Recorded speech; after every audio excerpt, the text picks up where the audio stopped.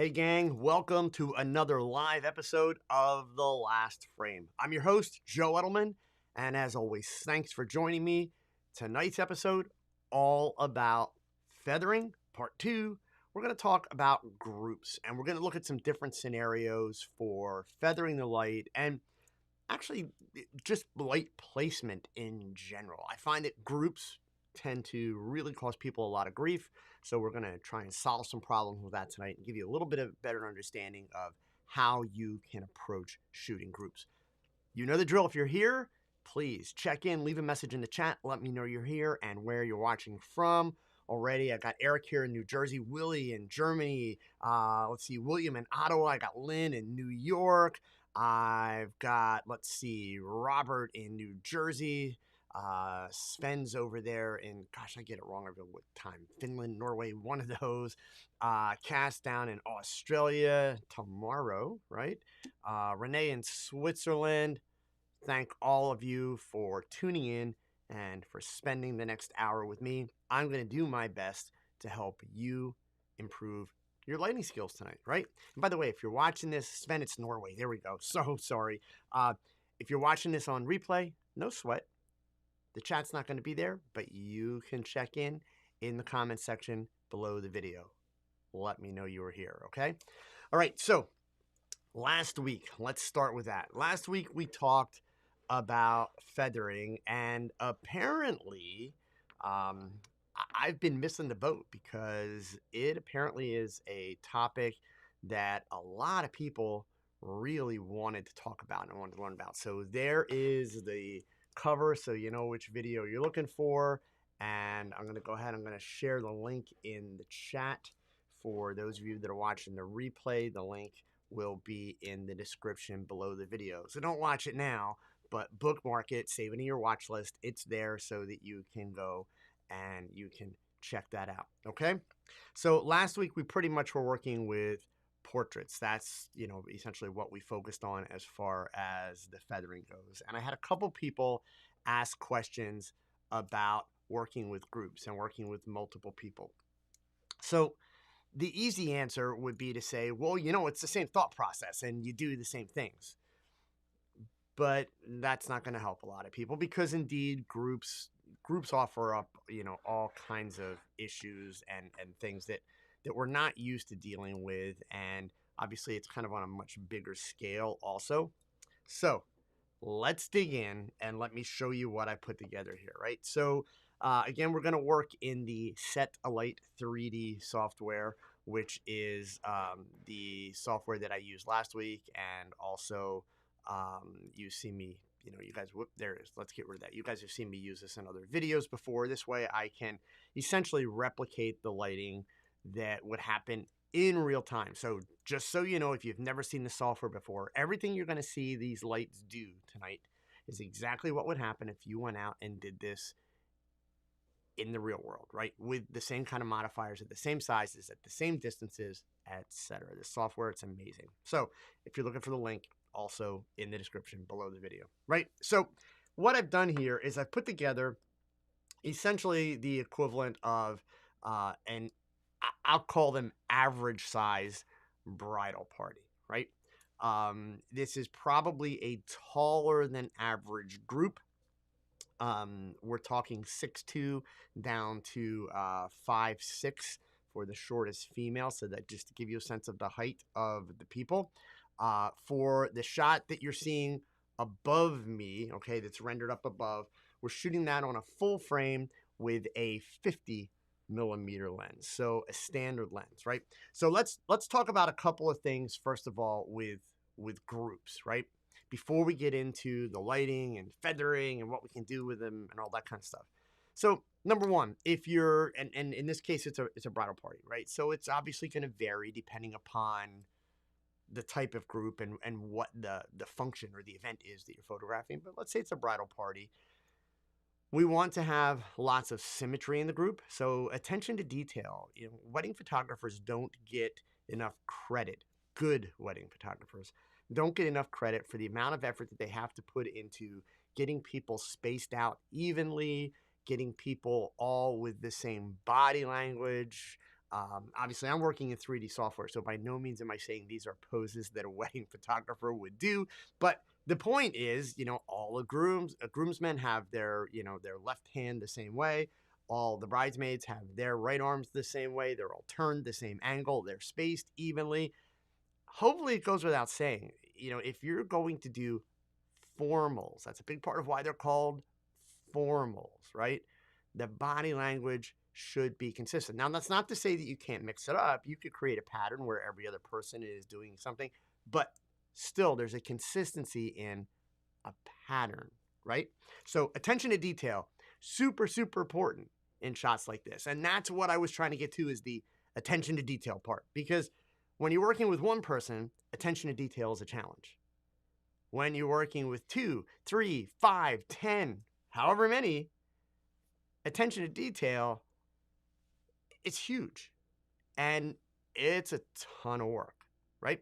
So I started out with umbrellas for this example simply because, in my opinion, when it comes to doing group shots like what we're dealing with tonight, umbrellas, easiest way to go. They are going to give you the most flexibility. And by the way, shoot through umbrellas, just like you see me using here, right? Shoot through umbrellas, they will give you the most flexibility. They are also the most forgiving.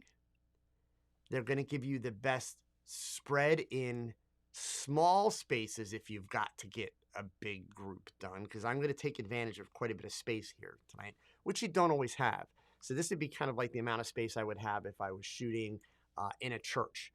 Imagine if they were, posed on the altar or at the front of the church or in a large wedding venue. Smaller spaces, we would have to tighten things up a little bit, and I'll give you some examples of that. So just like I showed you last week, let's go through lighting placement. I'm going to zoom out here a little bit more. Now, you'll notice, and by the way, each one of these squares that you see on the floor, that is 1 foot. So 1, 2, 3, 4, 5, 6, 7, 8, 9, 10. I've basically got my lights set 10 feet in front of this group. Could they be closer? Not really. I'll show you why. Could they be further away? Sure. Take them further away, you lose a little bit more intensity, right? Because you're backing your lights up, so the light has to travel further, etc. Okay. Also, the further away that you take your lights, remember, the smaller they become in relationship to your subjects. So the light does tend to get a little bit more harsh if you back up too far. So how did I pick 10 feet? Very simple. I'm working with a 50 millimeter lens, which you can see the camera right here. In fact, let's zoom this out and I'll give you the full aerial view. So again, this is not something like you're doing in your living room, right? So you can see here's the camera right there. Gives you a sense of the amount of space that we're working in to do a group with 10 people.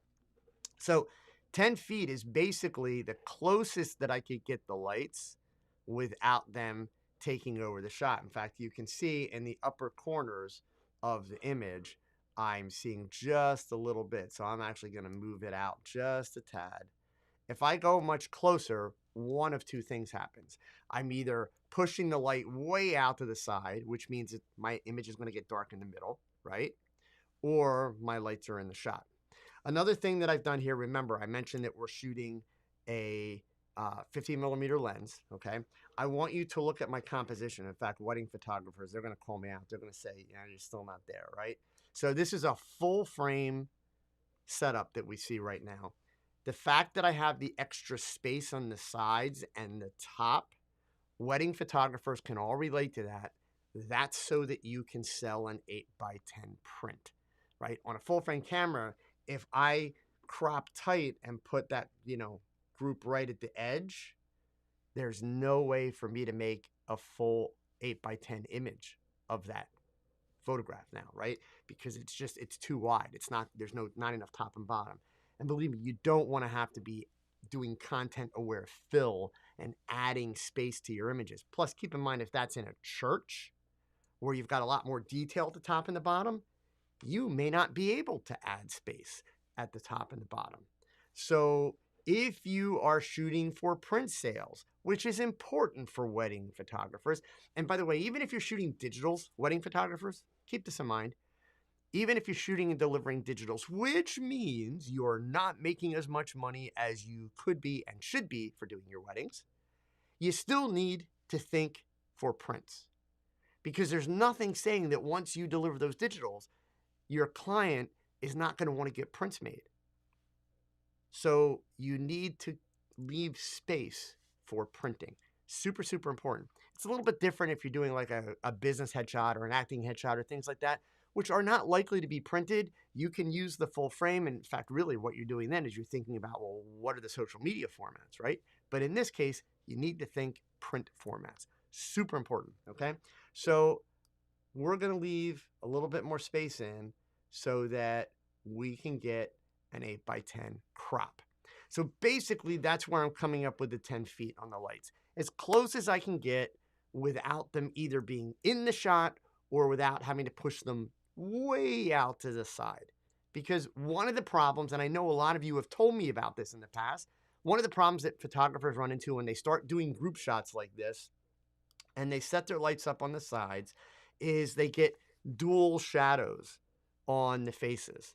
And you don't want dual shadows on the faces. I want you to notice that I've got nice, even lighting on my subjects. In fact, I'll zoom in here this way, okay? I don't have two sets of shadows falling off in either direction or crazy shadows underneath the nose. The light is even.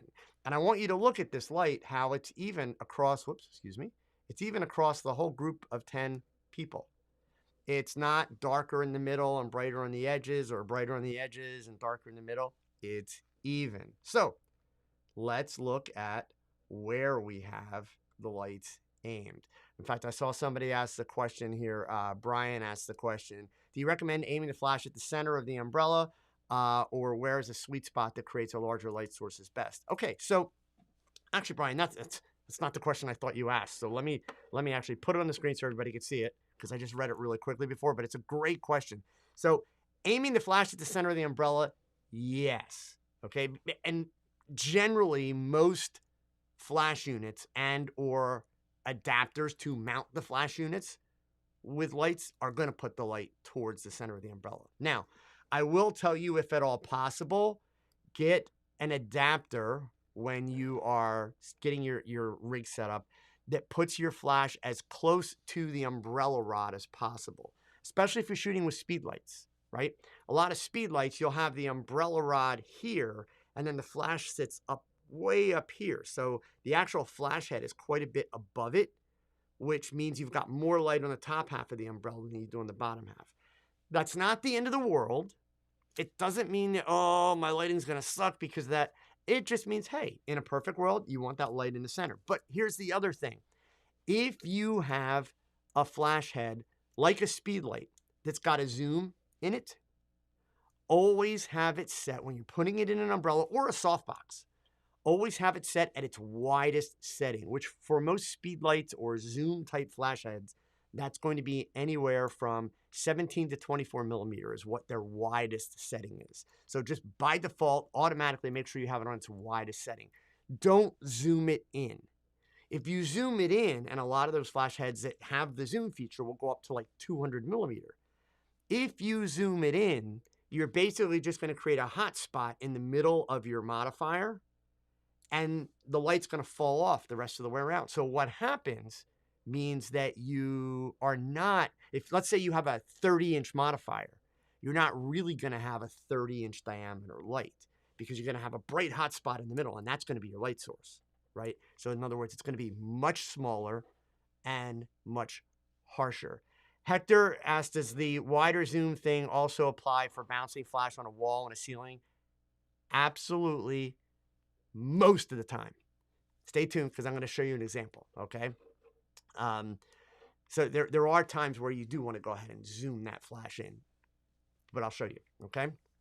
So what I have here now, going back to this setup, I showed you where they're aimed. Let's look at the height. The lights are considerably above my subjects. I have the stand set at a height of 8 feet in this particular case, okay, which puts all of the light above my subjects' heads. And what it does do is it gives me a nice defining shadow underneath the jaw lines. As we come in here, you can see it's not a harsh shadow, it's a defining shadow. But again, I want you to look at the evenness of the light. And here's the beauty of it. Notice behind this blonde that's right here, we have a shadow on the wall, but those shadows, and they're low enough because of the height of the lights that excuse me, the shadows aren't particularly distracting and obnoxious, right? So that's the other reason for doing that. And in this particular case, my group of people is approximately, where are we at here? 1, 2, 3, 4, 5, and change, about 6 feet from the wall. So that's kind of the distance that we're working at, right? So one last thing here, logistics wise, and then we can get into playing with some of the light. A big mistake, and yeah, I'm going to call it a mistake. A big mistake that I see a lot of new photographers make when they do shots like this for the first time is they stand up. Literally. So I'm not that tall. I'm 5'8", right? So I'm actually shorter than all of the guys in this picture, except for the guy in the end, right? But if I'm shooting with this 50mm lens at the distance that you see here in this shot, if I stand up, I would still have to tilt my camera down to get the whole group in. In fact, let's go ahead and let's set the camera at 5 feet 8 inches, okay? There you go. There's the camera at 5 feet 8 inches. And notice it has automatically, let me turn it around and slide this over here, get rid of the yellow. Notice how the camera's tilted down, right? So in order to be able to see everybody, the camera has to tilt down. It makes everyone look shorter. If I cut that number in half, and let's see, not quite in half, we'll do 3 feet, okay? Now you'll notice it's a straight on view, and the perspective on everyone's bodies is what it should be. And as you look at the camera, you'll notice the camera's level. It's not tilted up, right? So here, let's bring this in, slide that over. The camera's level at that point, right? So you need to get lower. Don't be lazy. Phil's saying, yeah, the struggles of a 6'3" photographer. And indeed, I mean, that's a challenge. And, sometimes, honestly, the best thing to do in a situation like that is use a tripod. Use a tripod, set it about 3.5, 4 feet. And if you've got a camera, hopefully, that has a flippy screen, flip it out or flip it up so you can look down into it. That's not the ideal way to work. I'm a big believer in your eye being on, at the viewfinder and looking through the camera. Even if you're not working with a DSLR and it's a mirrorless, I still would rather be seeing the EVF isolated because I'm looking through the viewfinder. But good photography is all about problem solving, right? So in a situation like that where you're in a hurry and you're trying to turn through groups pretty quick, sometimes the best plan is put the camera in a tripod, use the flip screen, and be able to set your shot up accordingly. And take advantage of all the tools. If you're going to use the tripod, gang, take advantage of all the tools that cameras have today. Most digital cameras today have a little leveling guide in them, right? So when you set that camera up on a tripod to do your groups, level the doggone camera off, right? Because that way then you're saving yourself. It's going to take you 30 seconds to get that thing perfectly level on the tripod. Boom, done. And now it's set. As opposed to having to take that 30 seconds or more on every single image when you're in Lightroom or when you're in Bridge or Camera Raw or Capture One, whichever, and having to level it. Get it level in the camera. That kind of stuff, you should never come out of the camera with crooked images for these kind of shots, ever, right? And if you think about it, you've got 10 people there, and let's assume this is a wedding, right? Wedding photographers, you'll be able to relate. You're doing this picture, you've got 10 people there that are already 3 sheets to the wind. They've been drinking half the day away.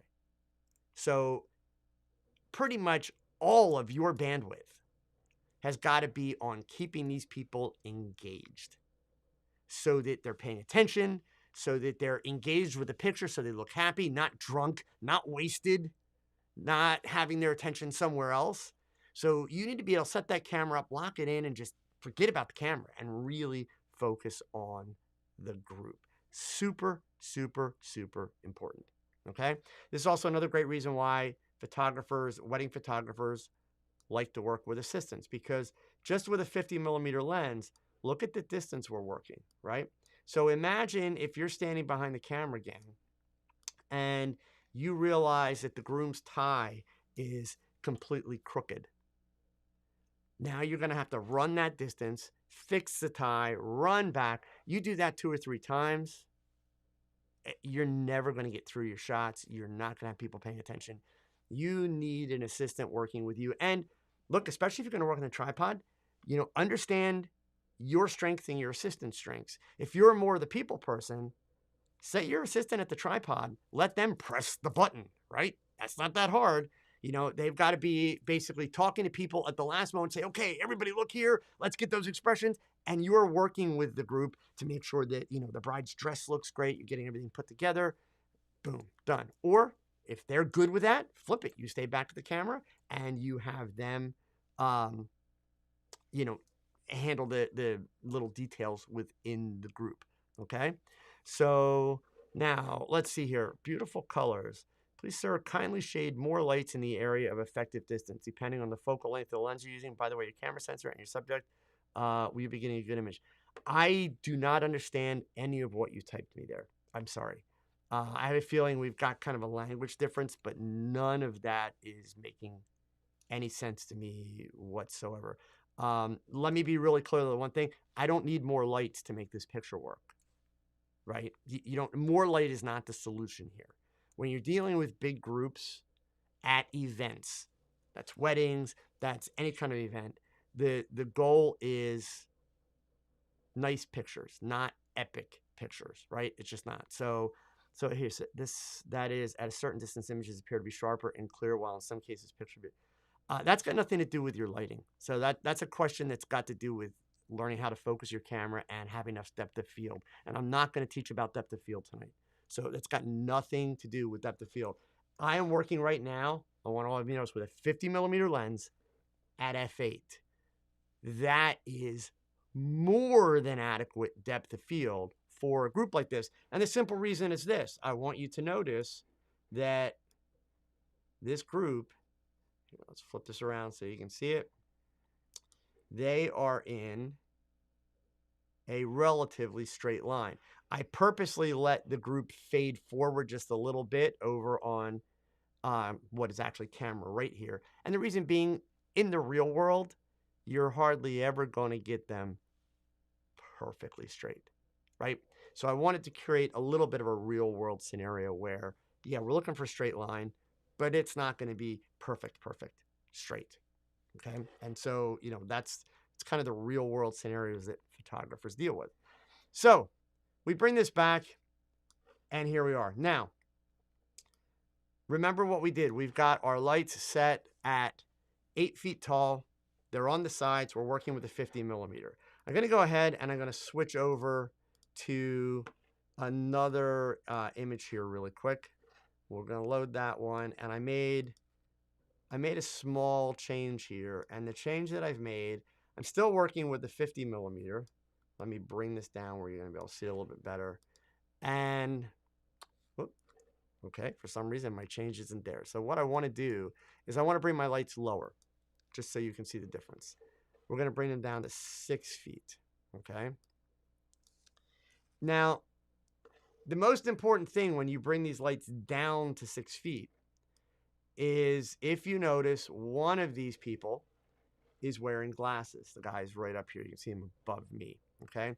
So if I were to bring this light down too low, I'm going to start to get some glare in his lenses, and we don't want that to happen. So 6 feet is the lowest I'm going to go. And whoops, not 60. Let's try that again. Sorry, gang. There we go. And height, 6. Okay. And there we go. All right. So now, What you do run into, though, in a situation like this, by bringing the lights lower, and this is what I wanted you to see here, you're picking up more of the shadow in the background, okay? Phil, Phil, this is a great question because I'm not going to be able to answer all of these. Imagine the room you're in has windows for walls. Can the software account for reflection of flash off the glass walls, preparing to shoot an event in a venue on the water surrounded by glass walls? You don't need the software to do that. So it's really, really important to make sure that you all understand some of this. Cass, yes, this is a 50 millimeter and a full frame. Everything here is set up for full frame, okay? And ultimately, it doesn't matter. Like, so folks, here's the thing that I need you to understand. So please, all of you, let's get this, right? You're latching on to the numbers and the exact little things that I'm doing. And by doing that, you're wasting your time listening to me. You're absolutely wasting your time. When we talk about shooting groups, just like Phil already, Phil's got glass walls on water that are windows, and other people are going to have black walls, and other people are going to have ceilings that are only 10 feet tall. There's literally millions of possibilities. Ask any wedding photographer or any event photographer that's ever done that kind of work, and they will tell you there is no one size fits all. What you need to be paying attention to is not the numbers here. You need to be paying attention to the relationships. Seriously. You need to pay attention to the relationships of the light and the subjects and the distances, not the exact numbers, the approximate distances, and what's happening at those distances. And I want you to see what's going to happen in a minute when I switch to softboxes compared to the umbrellas, because your lighting is going to become much, much more of a challenge, right? So, Phil, if you've got windows for walls, then obviously you've essentially got a mirror behind them. If that window is behind your subject, then you have got to lift those lights up high enough and create an angle. Light travels in a straight line. If your lights are low like this, you're going to see two big umbrellas behind your subjects reflecting off the windows. If you take those lights up to 8 feet, maybe 10 feet, then you'll still see two reflections, but they're not going to be in your frame. That's the key. So remember, that's about dealing with reflections. That's not about feathering. The goal here is let's get the basics down. If you've got some crazy scenario, any of you, please keep it to yourself for now. When we get to Q&A at the end, if I have time, you can throw it in there and I'll try and do it. It takes this one file that you're seeing. It took me about 3 hours to put this together. I'm not going to be able to change things to make your scenario happen tonight. I just can't. That's not what we're trying to do. So let's stick with the basics. Let's deal with the basics. But for those of you that, what lens, what's the exact height, that is not what you need to be paying attention to. There is no value, zero value to you trying to remember those numbers or pay attention to those numbers. Listen to what I'm saying. Remember what I'm saying. Then go practice. As Dan just typed, that's what's going to make the difference. I promise you. Okay? I promise you. So we bring it lower. We're still with umbrellas. We're still able to get nice light on our subjects. We haven't gotten any of that cross shadow stuff. We don't have any harsh shadows. Everything's super soft. It's very nice. But we're picking up shadows in the background. If this was a group where you had 2 rows deep, 3 rows deep, similarly with the lights this low, the people in the second and the third row, their faces are going to be all in shadow. You're not really going to see their faces. Take the light up and you're dropping the shadows from the first row down, so then you'll be able to see the faces in the second row, third row, etc. The more rows, the higher the light. You're going to take the light up above. Okay? So, also, a couple of other things here. One of the questions that gets asked routinely in a situation like this, in fact, let's go ahead and apply that. I'm going to go back to the first one here. Let me reset. There we go. So we're back at the 8 feet, and I'm going to split the difference just to kind of put us in the middle. We're going to do 7 feet on the lights, okay? And Here's where the actual feathering is. I haven't shown you any feathering yet. Here's where the actual feathering comes in, right? So there's a couple things we can do. Right now, you'll notice that I've got those umbrellas basically aimed at the group's faces. And that's a perfect kind of setup. It's going to work for you every time. It's easy, it's simple, etc. I can go ahead and I can raise them. Whoop. Let's do one there. There we go. I can raise them up.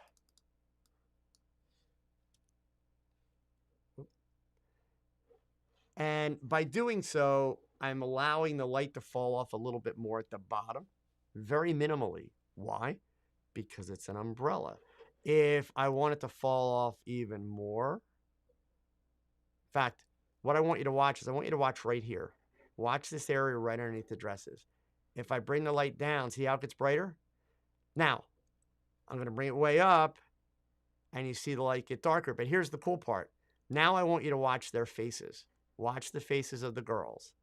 As I bring the light down, notice their faces don't get any brighter or any darker. They stay the same. So the feathering is just a matter of, do we want to see that little bit of light that kind of creates the V shape that you're seeing up above me here and, helps kind of frame out the group? Or would we rather have the fall off set up? Whoops, let's bring that back in. There we go. Have the fall off set up so that we're not having, oh, that was not what I intended to do. Sorry, gang. Give me the, oh, come on, really? Here.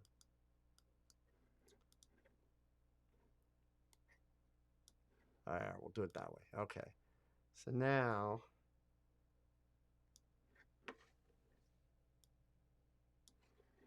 let me get my camera back and recenter everything here. And whoop, I have no idea how that wound up out of whack. My apologies.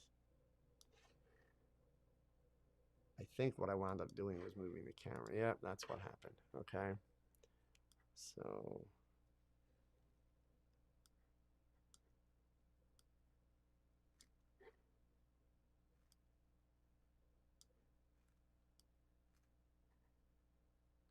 okay. And we'll go ahead. We'll lift that one up a little bit more. So you can feather in that sense if you want to minimize how much light is hitting the carpet, right? Beyond that, there's really not a whole lot of feathering you're going to do here. In terms of where do you aim the lights? That's a question I'm surprised nobody's asked me yet. You'll notice, and this is not rocket science, literally, so don't kill yourself, okay? Right now, I've got them kind of aimed into the middle. Both lights are aimed into the middle, right? And with an umbrella, that's why I like umbrellas. The umbrellas are forgiving, okay? I can go ahead and let's zero out the pitch here again. Zero out the pitch, all right. And I can aim across even further if I want. And if you look up above me, right on that side, okay, as I turn this in, you can see where you're running out of light. See how it gets dark now? So I want to stop right about there. And then the same on this side. I can come in and turn in, and you can see right where it's about to run out of light. And you can also look at the floor, and you can see we've got both sides covered. The umbrellas make it super, super simple. With the umbrellas, where you aim them is not going to be near as much of an issue at all. In fact, what you can do, let's go ahead and change the lens. I'm going to change my lens to a 35 millimeter. I wouldn't shoot the group with anything wider than a 35 because you're going to start to get distortion. But now I'm going to come in, and again, I'm still going to crop for the 8x10, right? So we'll set them up so that we can make an 8x10 crop, all right? Wedding photographers are all, I'm causing them stress now because that's a little tight on the 8x10, but there's an 8x10 there, I promise you, all right? So, now if we wanted, we could go ahead and actually back the lights up a little bit and bring them in. And again, we still don't want them, in frame. So you notice I'm getting them just in the top. We'll slide them out. Okay. And we do that. And we still have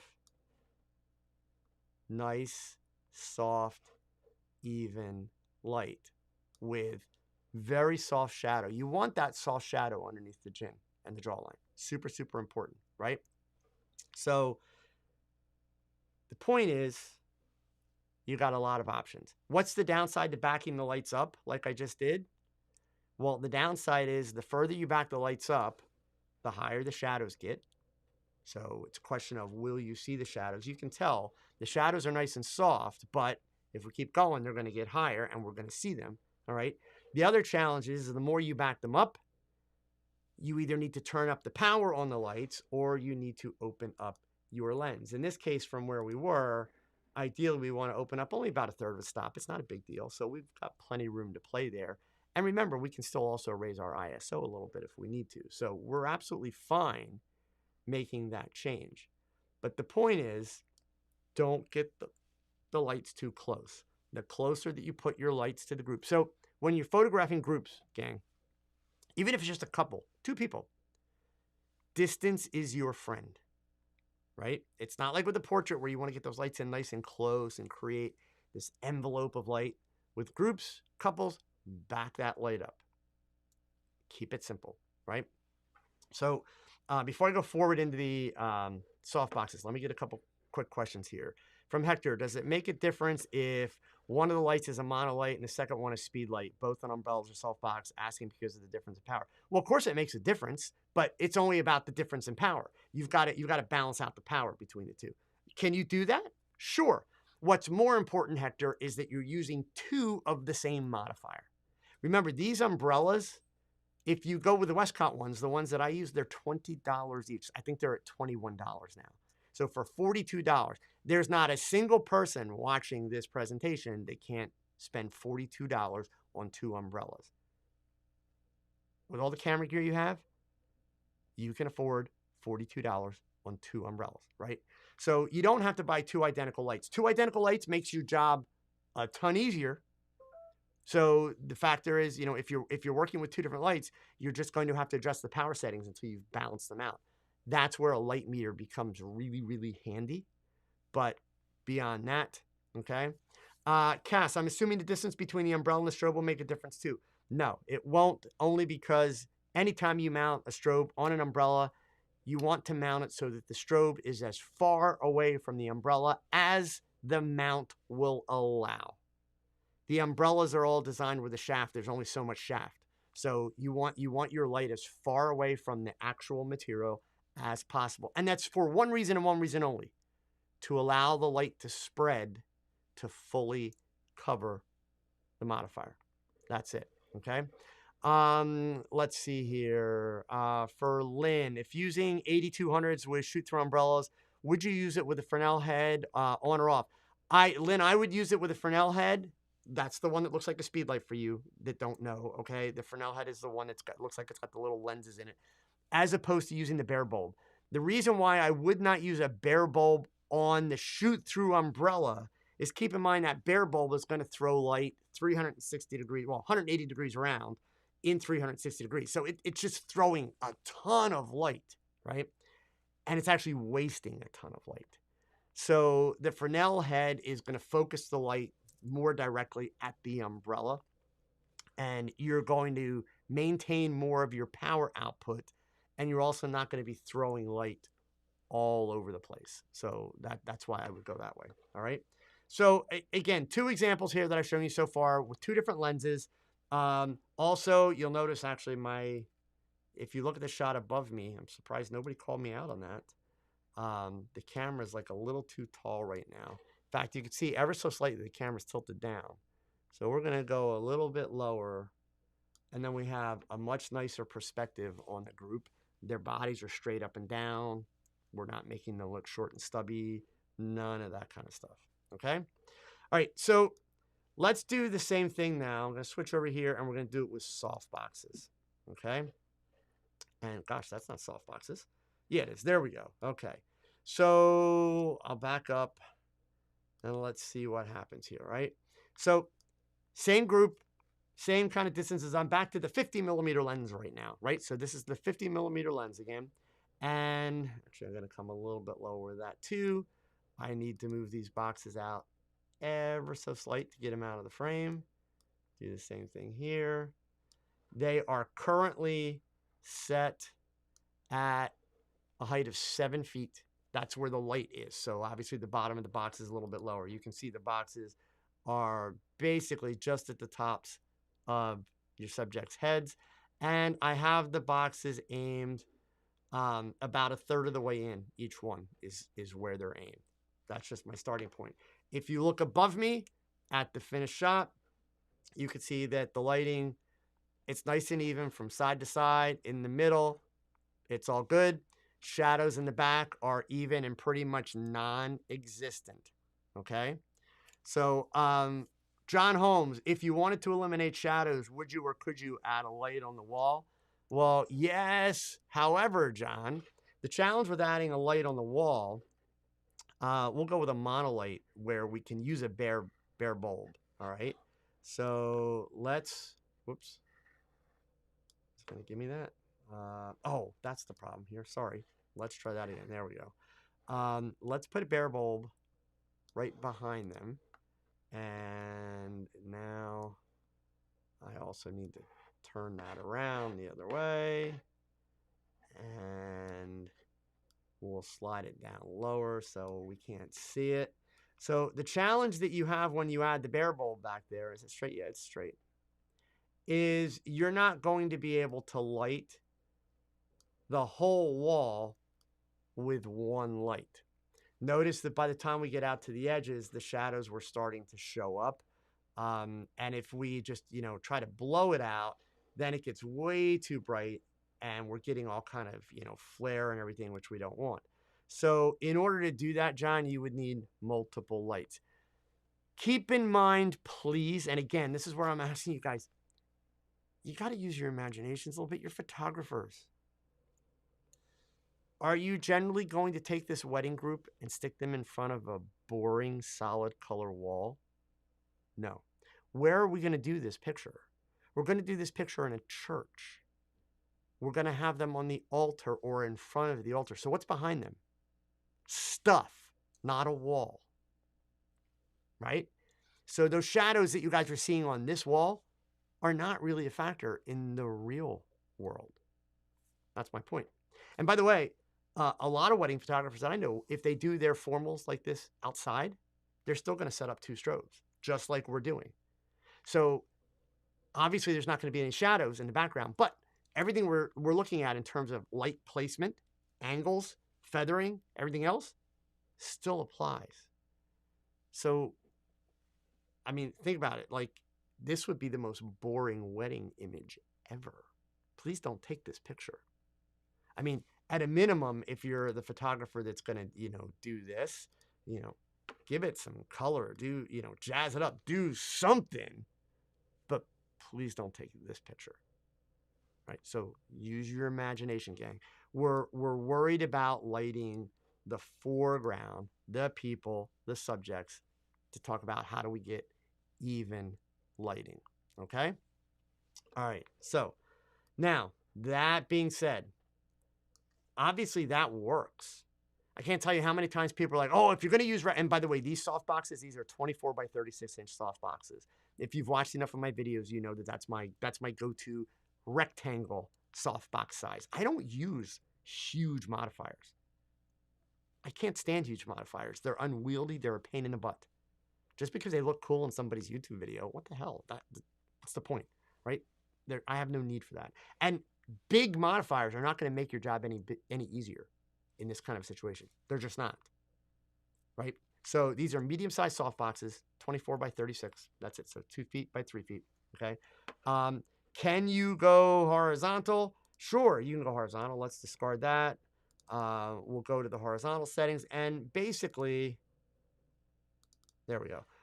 We're going to get the same end result is what we're going to wind up with, okay? Again, light that looks nice and soft, nice and even. Right now, I've got them fairly low, so we're seeing the shadows in the background. If I raise them up to 8 feet, I can drop more of the shadows. Hopefully by now you're picking up some of the patterns, right? If we're seeing a little bit of shadow and that's a problem, raise the lights. Really, really simple, okay? Keep in mind, there is a point. If you raise them too high, then you're going to lose your catch lights. You're going to start to pick up heavy shadows here. But if you're, a person who's like, 5 to 6 feet tall, or maybe a little over 6 feet, if you're doing your lights like 7 feet, 8 feet, even 9 or 10 feet, you're going to be fine, right? You start getting above 10 feet, and most of you don't have light stands that'll go above 10 feet. But if you do, you start getting above 10 feet, you're going to start to get deep shadows in the eyes, heavier shadows here. You're going to lose your catch lights. And then people kind of start looking like zombies, right? So that's not really ideal. Anyway, here's the reason why I started with groups tonight. Because the question was asked last week about feathering with groups. And what I'm trying to show you is if you're using 2 lights, you don't need to feather. That's the point, right? So yes, the title was clickbait. Kinda, okay? You don't need to feather if you've got 2 lights for groups. It's just that simple, right? So let me head down here. I'm going to pick up another diagram because we're going to run out of time. So now we have a situation. I've only got 1 light. What do I do? So I'm back to a 35 millimeter lens. So I went with a wide angle. I want to get a little bit closer. The reason why I had to go with the wide angle for this shot, by the way, let's do that. So if I've only got 1 light to work with, I'm going to go with the wide angle because I need to have that light closer. And if I've only got 1 light to work with, I absolutely want to use an umbrella. So the key here is I want to bring that light as close to the center as I can without being in my shot. So right there, it's in the shot, boom, okay? And I am going to aim that light a little bit to the right of center. Watch the floor. You can see the lighting pattern. There we go. I'm going to balance that out. Now, what do I have here? As I look close at this image, I do have a problem. The problem is this guy's really well exposed. Their exposure is okay. They're actually getting a little bit dark, right? Things are definitely lighter on camera right where the light is. That's what we expect. Than they are on camera left. So do I really want that setup? No, not really. What I'm going to do actually is I'm going to back it up even more so that I can bring the light a little bit. Actually, we can go the other way. In fact, that's exactly where we're going to go. We're going to go that direction there. We're going to feather up a little bit. And now, of course, I need to make things a little bit more powerful because I've backed things up. And now I have more even light across the board. And notice no shadows behind them. 1 light. 1 light. I can light a group of 10 people. Okay? Now, let's take this into a practical scenario, gang. So again, you got to use your imaginations a little bit. Let's be a little bit creative, right? We know that we're doing this in a church. If we're in a church, we want to see some of the church. So like you'll notice right now, it's at 1/125th. I've got it set up as if I was shooting strobes. If we're in a church, realistically, you may be shooting at a 60th or 30th of a second. You may even raise your ISO to 200 or 400 because you're going to want some of that ambient light. You don't want the background to go black. You want to be able to see the setting. You want to be able to see the altar with which this couple got married. So you're going to record some of the ambient light. It doesn't have to be identical in exposure to your group. Easily, maybe half a stop to a stop less than what your group is would be fine. But you want some of that ambient light. All the more reason, again, why those shadows that you're seeing in the background won't be in the background in the real picture, okay? But again, and by the way, this is just a 32-inch umbrella. This is not a huge umbrella, okay? So, 39-inch, my apologies, 39-inch umbrella, right? The Westcott umbrellas that I use are 32 inches, and I assure you they'll do exactly what this is doing. This software doesn't have 32-inch umbrella. Has a 39. Okay. So again, just to show you, you can still accomplish with one light what you were doing with two. Now, there is a problem here though. Nobody picked up on it. Right now, I have this umbrella in the front at 7.5 feet. And if you look close up above me, I am getting glare in that gentleman's glasses. So I'm going to have to raise the umbrella up to 8.2 feet or 8.5 feet, and problem solved. The glare is gone. Real simple. Okay. By the way, one of the little posing tip, gang, especially for you wedding photographers. So while your people are standing there and you've got that camera at waist level, that means they need to look down at the camera. What happens when a lot of people look down? They get a double and a triple chin, right? So keep in mind when you tell your folks, look at the camera, because don't tell them look straight ahead and keep their eyes down at the camera. That they're going to look ridiculous. They're all going to look like they've got an attitude, right? Don't do that. You need to tell them, look down at the camera, but you also need to tell them, hey, listen, all of you, just a little bit. I need you to push your chin out, right? And then drop your head down to look at the camera and keep your chin out there. And then you need to stop and you need to pause. You need to tell them, look, I know that feels really weird, but I promise you, you push your chin out like that, no double chins, you're all going to look amazing. And then the only thing you have to worry about after that is that some of them, when they hear no double chins, will be like, okay. And they're going to want to push extra. And then you got to tell them, no, just literally like an inch, boom, hold it. And then every so often remind people. But once you've told them the why, you can't just say, hey, push your chin out. Because if you just say, hey, push your chin out, you're basically asking people to do something that feels awkward, right? That's not the approach. So you got to give them the why. Once you give them the why, they're collaborators with you. They're going to work with you, okay? So again, you can do it with one light. So I was going to show you some stuff with a couple, but I'm going to save that for next week. We'll do a part 3 on feathering, and we'll do stuff with a couple. But let me show you this too, because obviously, you know, this picture that we've been working on is a very traditional group shot for bride and groom, which means kind of boring, right? So let's just say you want to mix things up a little bit. Let me discard that. We're going to go and we're going to stick with a 35 millimeter. Again, I'm still not going to go wider than a 35, because the problem with going wider than a 35 is that you run the risk of getting lots of distortion, okay?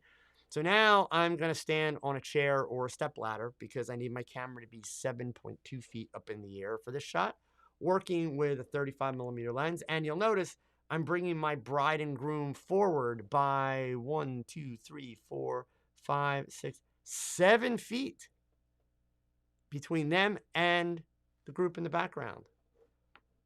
But notice both the foreground group and the background group are properly exposed. In fact, actually, what I am going to do is I'm going to bring them down here just a bit, because I'm picky, and as I'm looking at it, I'm realizing the bride and groom actually are slightly underexposed. So we want to fix that. 9 feet. There. Perfect. Okay. Now, my bride and groom and the rest of the wedding party, the bridal party, evenly exposed. So pay close attention on that, right? So they're standing just 1, 2, 3, 4 feet from the light stands. The stands are quite high. They're above them. And that's why the stands are up so high, right? Because I need to put a little bit more distance between the bride and groom and the umbrella. And the only light that's actually hitting the bride and groom is the light coming out of the bottoms of the umbrellas, right? Now, normally that would cause deep shadows underneath their eyes, underneath their nose, underneath their chin. But since we're going to put the camera up high, they're going to look up. They still have nice, even like this is a trick I used to do back in the day when Joe shot weddings. This was a variation that I used to do more often than the straight line one, because the straight line one was boring to me. And then you could even take your bridal party and you can start to make them in a little bit more of a V shape, so that the people on the outside are coming forward a little bit also. But you're going to get nice, even light across the board. No bad shadows, nothing, right? It's just super simple, super forgiving. Okay. Cloud Strife, what size umbrellas do you have from Westcott? They are the 32-inch shoot throughs. Here, let me see if I can find the actual umbrella here for you. We'll do FJ Westcott and well, actually, let's do this. You know what? I'm gonna give the Amazon link. Okay. Let's see. Westcott.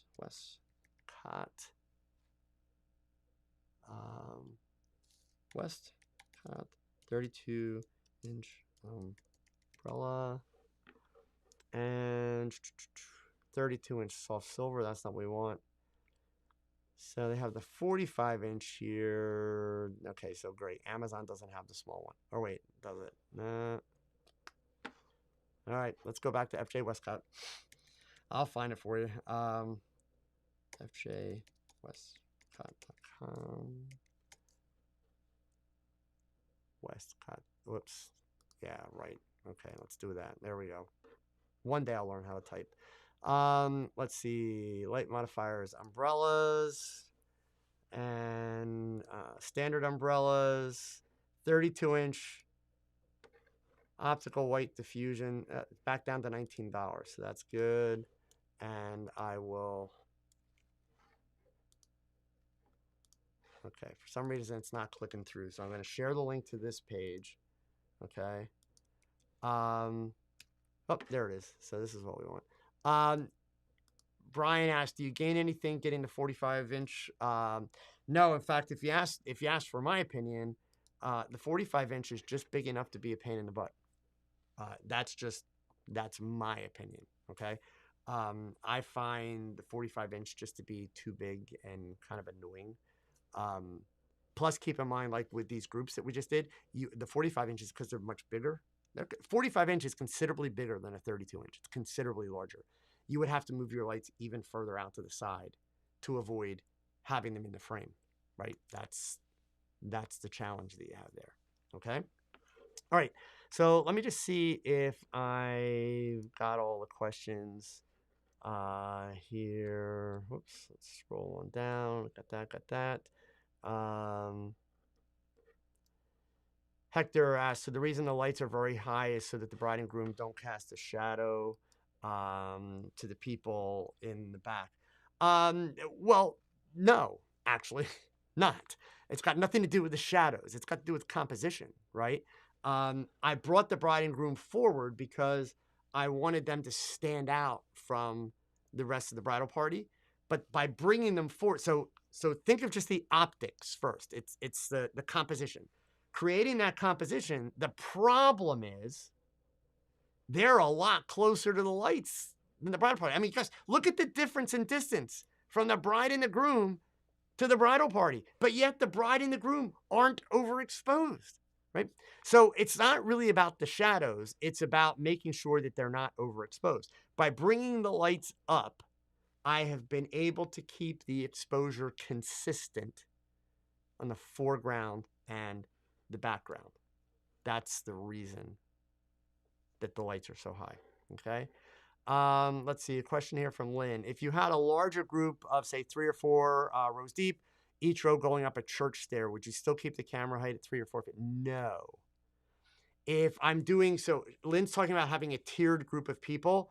I'm going to do what you're seeing in this picture. My goal is going to be to get on a chair or stand on a pew, and I want to get up above that group. Because the problem is when you have groups 3 or 4 rows deep, even when, they're going upstairs, and Lynn, I know you shoot weddings, so I know you've run into it. Even when that's the case, if you're just standing at your normal height, you still run into a problem sometimes with not being able to see everybody's head. Because, you try to get the short people in the front, but it always never quite works out, and it's a pain in the butt. So anytime you have groups that are deep, get above them so that they're looking up. Not like, you don't want to look way up, but you want to elevate yourself so that they have to look up, and then it makes life so much easier. So you still want to get the shorter people in the front. You still want to make sure you're staggering people properly, but by getting elevated just a little bit, you're also, adding one more piece in that helps to ensure, you're not going to run into a problem with bad shadows or missing somebody's face behind somebody's shoulder, that kind of a thing. Okay? All right. And I think, so we're at 7:01. Let's see. Tom Corbett, why wouldn't you bring your one light on axis to the camera behind you? Simply because, I mean, you could, Tom, but the problem is, and this was, he asked this a little bit earlier. The problem with bringing the one light on axis behind me is the light's going to be very flat then. Even though it's coming out of an umbrella, it's very flat, okay? Working with two umbrellas, I'm getting a little bit of definition and a little bit more depth to my lighting. That's why. Could I pull it off with one light? Yeah, you know, we probably could. But again, ideal scenario is going to be to work with two lights. And so let's see here. I'm going to come back to there. I'm going to need to go a little bit higher. And obviously we also have to, yeah, you know what? One light's not going to do it for me. Part of it is because I'm bringing light in from the side. So one light won't do it in this case. One light won't pull it off. For the stuff that we were doing before, you could totally do it. Cassie, no, I won't do it with softboxes. I showed you softboxes. It's the same thing. You don't need to see me do it with softboxes. A softbox is just a modifier. I won't teach you that way because that's just you being lazy. Sorry, I love you, but that's lazy. Take an umbrella and take a softbox and learn the difference between the two. You don't watch a YouTube video for that. You don't watch some idiot on YouTube talking about it. You got to go do it. All of this stuff, folks, if you don't go do it, you just pissed away an hour of your time. Pissed it away. Literally. Don't do that. Life is precious. We don't get these moments back. The only way there's value to this is to go out, pick up your gear, and practice it. Next week, I'll do the couples. I'll do groups of 2 and 3, and we're going to show you how you can get a group of 3 lit with a light pretty up close by feathering. But since everybody, literally, I got like 10 messages last week after this, and 2 people asked during the feed last week, like, can you show us feathering with groups? And the thing of it is you don't have to feather with a group. That's really the point, right? You don't really have to feather with a group. But if you're doing a small group, 2 or 3 people, then yes, feathering comes back into play. So next week we'll do that. We hit the big stuff this week. But seriously, gang, I'm not kidding, right? I'm thrilled that you're loving the feathering stuff and having me walk through the software and show you that. But if you don't go try it, you don't have to have a wedding to shoot, right? You can, you know, have just 2 people. Set them far enough that it's a group of 6 people. Set them far enough that it's a group of 10 people. Just 2 people. Or your mannequin and 1 other person. Or your mannequin and a broom. It doesn't matter what it is, right? It's about learning what are your lights going to do and at what distances are they going to do it. You guys can't take these distances literally. Your lights may not be as powerful. Your lights may be too powerful. You may have different modifiers. You need to understand how your modifiers work. The big difference, Cass, between softboxes and the umbrella, which I talked about in the very, very beginning. Umbrellas are more forgiving and they have a bigger throw. So if you're going to do these kind of pictures, go spend $40 on 2 umbrellas. If you've got cameras and you've got lights, you can afford 2 umbrellas. Because the reality of it is every one of you should have started with umbrellas. I'm a firm believer in that. I'm serious. They are the most forgiving light. And as I've done in many YouTube videos, you name any modifier you want to name, I'll create the same exact kind of light with the same shadows using an umbrella. So how am I able to do that? I'm not a magician. I'm able to do it because I understand the inverse square law and because I practice. Okay? All right, gang, look, I got to run. Thank you, Cassie. I love you. I'm sorry for being tough on you, but I'm not going to do stuff that won't help you. That's my deal, right? So, gang, you know the drill. You got to take this. You got to go shoot because your next shot, it's your best shot. Adios. See you next week.